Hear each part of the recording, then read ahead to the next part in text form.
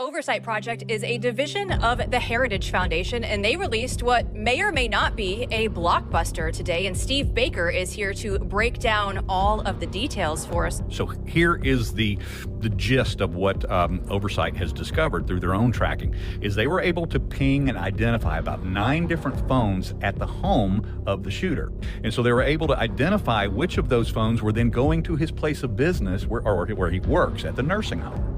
So after they identify that and make sure that they've got the right ID there for that, now they can track it everywhere else it goes. Well, they followed it to the fairgrounds there, Butler County. What they discovered was that this kid was basically doing recon at that site on July 4th and July 8th. So they were able to track him.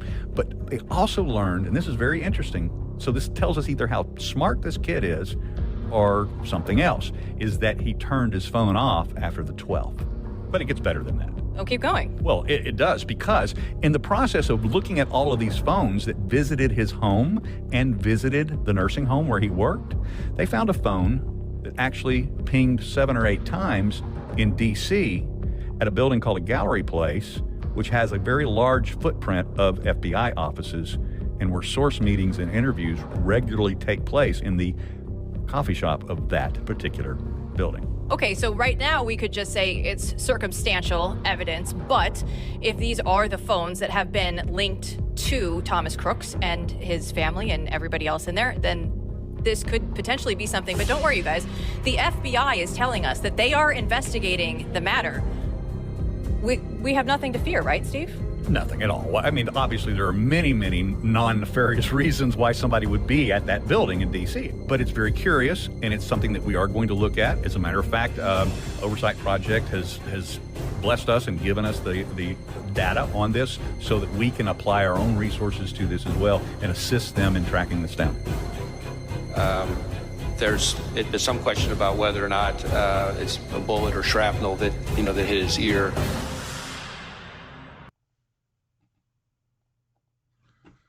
Like Trump says, there's something rotten inside the FBI. It didn't start with Chris Wray. Not by a long shot. This agency is corrupted. Many on the right say we should disband it and put it into elements of federal marshals. That way none of the agents have to lose their jobs except for that elite unit that's made up of a bunch of communists, the very ones that went after Trump, that have gone after conservatives all over the country, the ones that are playing these games all over America, the ones who are behind their fake little white supremacist group. You should look this up. United Patriot Front or some nonsense like that. Patriot Front. FBI, they might as well call them.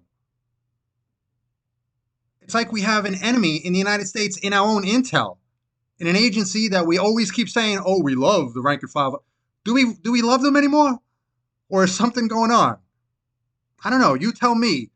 With this whole Cooks instance, this is getting really fishy.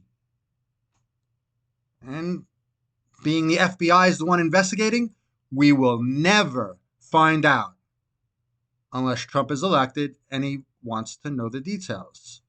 And I'll place a bet on that.